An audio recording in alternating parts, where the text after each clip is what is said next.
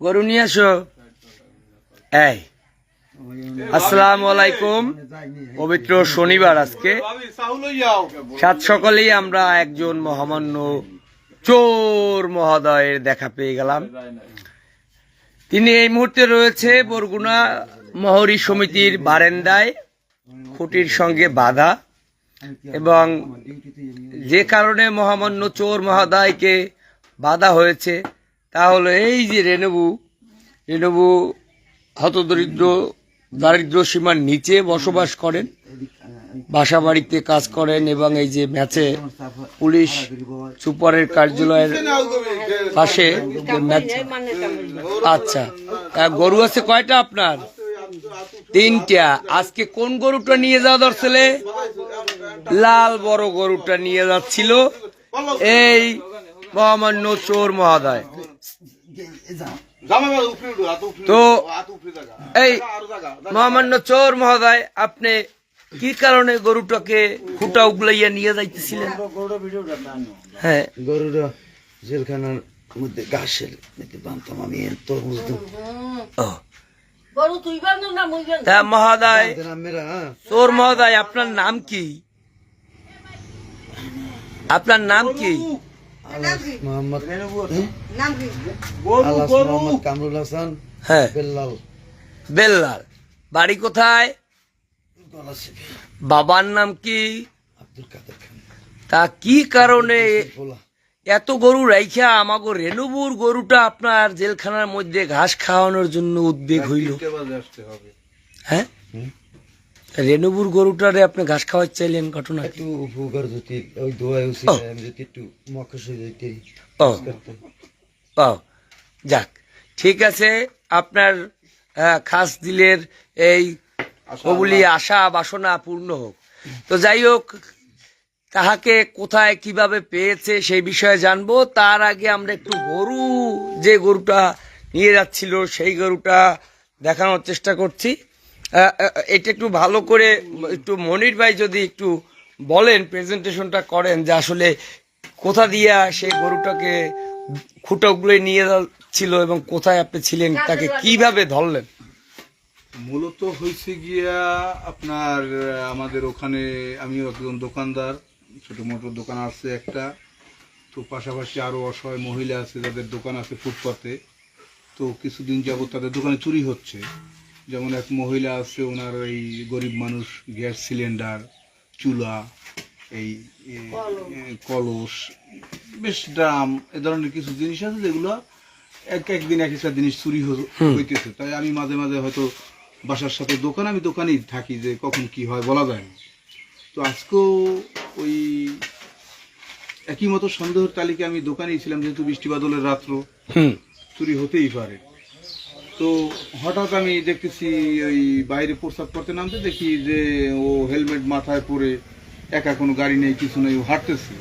তো আমার সন্দেহ হলো, আমি একটু লুকাইছি, লুকানোর পরে দেখতেছি যে কি করতেছে। তো যেই দোকানগুলো চুরি হয়েছে দেখি ও ওখানেই গেছে। ওখানে যাওয়ার পরে কি যে ধরে টান দিছে, শব্দ হয়েছে, যার কারণে কুকুর ছিল আমাদের ওই রাস্তায় একটা, ও আর কি ওই সাউন্ড দিছে। সাউন্ড দেওয়ার পরে ও ওখান থেকে দৌড় মেরে কিছু নিতে পারে না, হয়তো কুকুরের ডাকে ওই যে আমাদের ওই ওখান থেকে এই শিল্পকলা একাডেমি প্লাস এই যে আইনজীবী সমিতির মাঝখানে যে ভবন সড়কটা আছে, ওটা দিয়ে বের হয়ে এই যে সামনের এই মহিলা কলেজ রোডে কোড এলাকার যে একটু দেখান তো, একটু সরজমিনে কোন জায়গা দিয়ে কেমনে না ধরছে? এই যে ওই পাশ দিয়া, শিল্পকলার ওই পাশ দিয়া গরুটা নিয়ে আসতেছিল কোন জায়গা দিয়ে? ওই শিল্পকলার ওই পাশ দিয়ে, এই পার দিয়ে, ওই পার দিয়ে, মানে এইখান থেকে এই যে ভবনটা দেখা যায়, ভবনটার ওই সাইড দিয়ে গরুটা নিয়ে আসছিল। দোকানে চুরির জন্য ঢুকছে মূলত। তারপর চিন্তা করলাম ওখানে যখন চুরি হয় করতে পারে না, কুকুর সমস্যা করে। তো এই মহরী সমিতির সামনে দেখি দোকান আছে, এই যে দোকানগুলো, এই দোকানগুলো হয়তো ভাবছি যে চুরি করবে। তো আমি একটু দেখি সামনে লাঠি নিয়ে বের হয়েছি। বের হওয়ার পরে আমি দেখি যে না, ও জায়গায় কি মানুষ আছে। যখন আমি অনুভব করতেছি যে দেখা যাচ্ছে যে গুজগুজ করতে, কি যেন লড়াচড়া করতেছে, রাত 3টে বাজে, তো ক্লিয়ার দেখা হবে না। তো আমি একটু আস্তে আড়াল করে দাঁড়াইলাম। দাঁড়ানোর পরে দেখতেছি ও আর কি আমার না দেখতে পারিয়া, ওই যে আমাদের এখানে আমাদের এই যে এক ফুফু আছে না, ওনার নাম রেণুবু।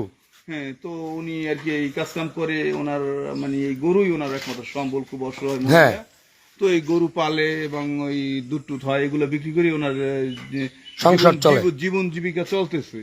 হ্যাঁ, তো ওনার এই যে দুধের গরু, এই যে বড় একটা গরু হ্যাঁ। দেখাইতেছি আপনারে। হ্যাঁ, গরুটা দেখবো, গরুটা কোন জায়গা দিয়ে উনি নিয়ে যাইতেছিল। এই গরুটা এই সড়কের পাশেই নারিকেল হ্যাঁ। গাছ দেখা যায়, ওই নারিকেল গাছের সাথে বাঁধা ছিল। হ্যাঁ, তো ওই রাস্তা রাইখা ওই যে এই পথ ধইরা, এখানে আমি যে পথে অত জানি না, ওই পথ দিয়ে আগাইতেছিল। আগাইতেছে। একটু আড়ালে দাঁড়ানোর পরে হ্যাঁ, আপনি ছিলেন কোন জায়গায়? এই আমি জাস্ট এই জায়গায় লুকাইছি, আর ও হ্যাঁ। ওই দিক থেকে আসছে বাহ। গরু নিয়ে। হ্যাঁ। গরুর রশি ওর হাতে, ওর কাছে আমি পাইছি, এই যে আপনাকে দেখাচ্ছি যে একটা পাইপ। এইটা কই একটা পাইপটি নিয়ে আও, পাইপটি নিয়ে আও। এই, ওই একটা লোহার পাইপ। তো আমি ওই লাঠিটা নিয়ে নিজের আত্মরক্ষার জন্য আর কি হুম। বের হইছি। তো দেখতেছি যে এই যে লোহার পাইপটা আছে, ভাবতেছি যে এই দিয়ে যদি ওর মাথায়, তো এই যে দেখেন আপনার এইগুলো ওর সাথে পাগল ভেসে ছিল, অসুস্থ লোক। হ্যাঁ, এই যে পাগল ভেসে ছিল, এইগুলো যাতে ও মানুষকে বুঝাইতে পারে যে আমি আসলে পাগল। হ্যাঁ। এইগুলো ছিল এই ভ্যাগ ভোগ ইত্যাদি, মাথায় যে টুপি, এই রশি বাঁধা, কিন্তু মাথা ছিল হেলমেট। ওর মাথায় হেলমেটটা ছিল, যাতে ওরে কোনো সিসি ক্যামেরায় ওকে আর কি এই হেলমেট পরা থাকলে না চিনতে পারে। বাহ, হ্যাঁ। অভিনব তো পদ্ধতি। ওই লোহার পাইপটা নিয়ে আসছে, তাই ভাবলাম যে আচ্ছা। এটা দিয়ে যদি আমার উপরে ও আক্রমণ করে, ওর মাথায় তো হেলমেট। এই জন্য আপনি আত্মরক্ষার জন্য লাঠি নিয়েছেন। আমার সাথে একটা ছেলে নিয়ে আসছি, ও অ্যাডভোকেট ক্লার্ক, ওকে ফোন দিয়ে উঠেছি আমি, ওরে চোর সন্দেহ করার পরই। আচ্ছা। তারপরে দেখা গেছে আমি আইসেই আগে ফার্স্ট ওর আমি আর দেখার পরে আমি যে ও আমার কাছাকাছি আসছে, আমি ওপেন হয়েছি। ওপেন হওয়ার পরে এইখান দিয়ে ও নিয়ে যাইতেছে, আপনি ওইখানে মনে করেন ও কুরকুরে আগাইতেছে। ও গরুর রশি হ্যাঁ, সাইডে তারপর? দিয়ে পরেই দেখি ওর হাতে পাইপ। হ্যাঁ, তারপর আমরা দুইজনে সামনে আগে ওর এই যে যে হাতে যে লোহার পাইপটা আছে, এইটা আগে ধরছি যে আগে প্রথমেই কি বলছেন তারে? হ্যাঁ। মানে ও বলার পরেই মানে পাগল পাগল কথাবার্তা বলতেছে, ও সুস্থ না, ওর সুস্থ পাগল। অথচ ও গরু নিয়ে তারপর ওর জিজ্ঞাসা, গরুটা তখন এখানে। হ্যাঁ গরু প্লাস ও দুজনই আমার এই সারাকাল হাতে নাতেই আমি গরু সহ ধরছি। হ্যাঁ, এই তারপর ওর এই পাইপটা ধরলাম যে আমার যদি আঘাত টাঘাত করে, এই জন্য নিজের আচ্ছা। আত্মরক্ষার জন্য এই পাইপটা ধরার পরে, এই পাইপটা নেওয়ার পরে এরপর ওর ও কি আপনারা দেখে ভয়টাই পাইছে? না, ও আর কি ওই আমার দেখে মানে একটা পাগল, যে ও বুঝাইতেছে আমি মানে আপনি যখন আপনাকে দেখছে সে লেবাস চেঞ্জ করে ফেলে। লেবার চেঞ্জ করে গরুর রশি সাইডে দিয়ে আমি ঘাস খাওয়াইতে দিতেছি। রাত্র বাজে 3টা।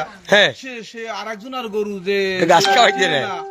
এই মহিলা, এই যে গরু এই আরো আছে এই জায়গায় বাদে বা মহিলা এই যে পুলিশ অফিসার মেসে আপনার কাজ করে, ঠিক আছে। হ্যাঁ, এবং এই গরুগুলো এই আশেপাশেই পালতেছে। ওকে, ঠিক আছে। আমরা মনির ভাই একটু সাথে আন। এই যে গরু যেটা নিয়ে যাচ্ছিল, আপনি চোর তো দেখছিনি। হ্যাঁ, ওরা তো 3টা বাজে ওকে ধরা হয়েছে, সেই থেকে আমি এখন পর্যন্ত ওর কাছে আছি। হ্যাঁ, চোর ধরিয়ে একটা বিপদে পড়ছেন। এই গরুটা এই এই গরুটাও নিয়ে যাচ্ছে। বাহ, গরু তো মাশাআল্লাহ। ওই নারিকেল গাছে, ওই দেখেন নারিকেল গাছের সাথে বাঁধা। এই যে রেণুপুর এই একটা গরু, আরো 2টা গরু আছে ওই যে, হ্যাঁ, গোল চক্করের পাশে 2টা গরু আছে। এটা ওই নারিকেল গাছটা দেখেন আপনি, ওই নারিকেল গাছের এই 3টে গরু রেণুপুর। তো 3টে গরুর মধ্যে এই গরুটা একটু বড়। এটা বড়। এই গরুটাও বিক্রি করবে কয়েকদিন পরে, এরকম একটা কথাবার্তা চলতেছে। তো ভালো দাম পাচ্ছে না, এই বিদায় কিন্তু গরু বিক্রি করতে পারে নাই। তো আজকে রাতে রেণুপুর এই গরুটা যদি চুরি হয়ে যেত, তারপরে রেণুবু আসলে কি করত? হ্যাঁ, আমরা একটু যাই, রেণুবুর কাছে যাই, যে রেণুবুর এই গরু চুরি হয়ে গেলে এখন এই সকালে কি করত, আর এখন কি অবস্থায় আছে রেণুবু, আর চোর মহাদয় ওখানে আছে। বউ, এখন এই যে চোর হাতে নাতে ধরছে, গরুও আছে। হ্যাঁ, যদি ধরতে না পারতো, গরু তো লইয়ে গেলে সল্লাল্লাহ করতে। ও কয়টায় ব্যস্তে না ব্যস্তে হাজিকে মন পড়ে। এখন আপনার কেমন লাগে গরুটা পাওয়ার পর? ভালো লাগে, বলেন। গরু কয়টা আছে আপনার? আপনি করেন কি? এই গরু পালেন, গরুর দুধ টুধ বিক্রি করেই আপনার জীবিকা নির্বাহ করেন। গরু তেমন দুধ হয় না। এটার বাজার মূল্য আছে কত গরুটার? এখন 80,000 টাকা। এই 80,000 টাকার গরু আজকে যদি চুরি হয়ে যাইতে, দেন সকালে গরু তো দেখতেন না, কি করতেন? এরপর বিষ চাইতেন।